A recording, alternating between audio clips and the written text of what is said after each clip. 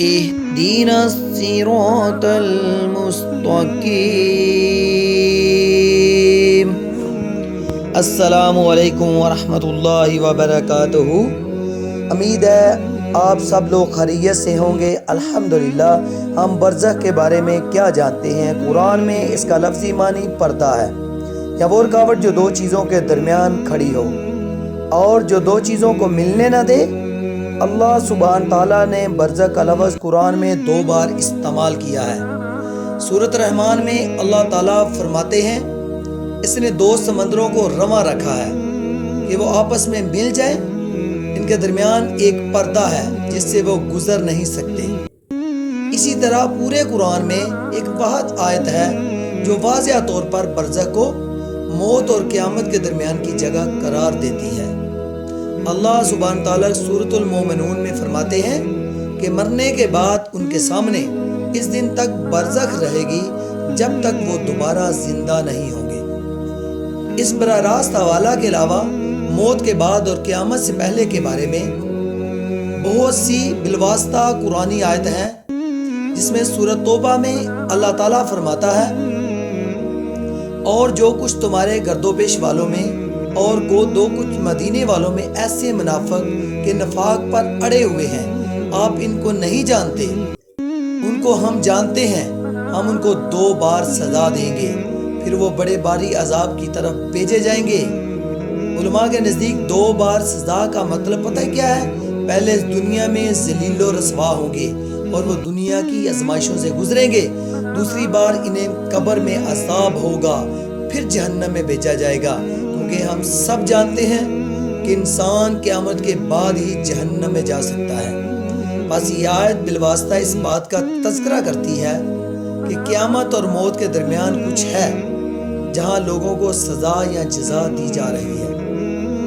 دوسرا بالواسطہ حوالہ جس سے علماء نے برزخ کو اخذ کیا ہے، ہمیں سورۃ الطور آیت نمبر 47 میں ہے، جس میں اللہ سبحانہ تعالیٰ فرماتے ہیں کہ ظالموں کو اس دن مطلب قیامت سے پہلے ایک اور عذاب ہوگا، لیکن ان میں سے اکثر نہیں جانتے۔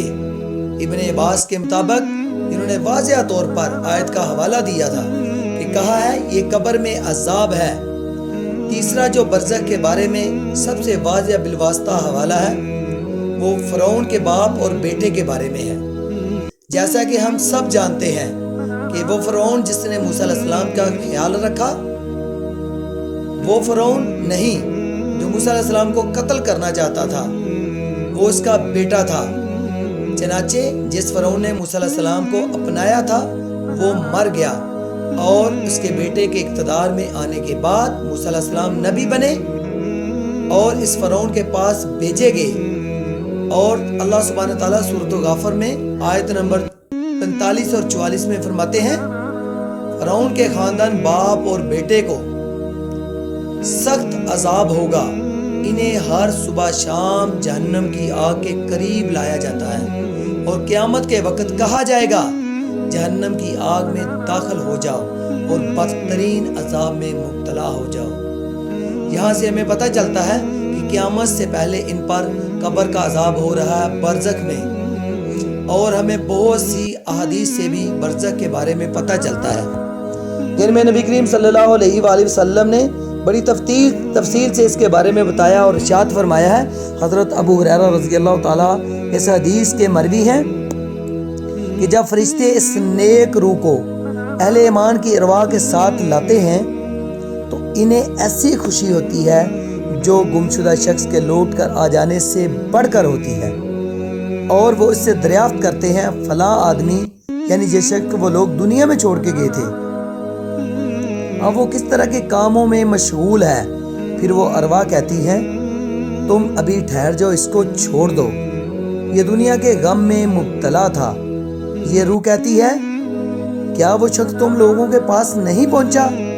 وہ تو مجھ سے پہلے ہی مر گیا تھا۔ اس پر وہ روحیں کہتی ہیں اس کے ٹھکانہ حاویہ کی طرح لے جایا گیا ہوگا۔ ہمیں اس حدیث سے معلوم ہوا کہ مومن روحیں اس طرح نئی روح سے اپنے پیاروں کے بارے میں سوال کرتی ہیں جو ان کے پاس ابھی آئی ہیں، اور وہ دینی طور پر زندگی کیسے گزار رہے ہیں، میں اپنی اگلی ویڈیو میں انشاءاللہ ضرور مومن اور کافر کی روح اور گناہگاروں کی روح کے بارے میں برزخ میں جو سزائیں اور جزائیں ملتی ہے ان کا تذکرہ تفصیل سے کروں گا۔ اگر آپ مزید ہماری ویڈیو کو جاننا چاہتے ہیں تو اس چینل کو سبسکرائب کریں اور بیل آئیکن کو دبائیں۔ اللہ ہمارا خاتم ایمان پر کرے اور اہل ایمان کی روا میں شامل فرمائے، آمین، جزاک اللہ۔ اور میرے بھائیوں، یہ دنیا فانی ہے، عارضی ہے، اس میں یہ ہے کہ اللہ کے ساتھ لو لگا لو۔ جس بندے نے اللہ کے ساتھ لو لگا لی اس کی دنیا بھی نجات اور آخرت میں بھی نجات انشاءاللہ۔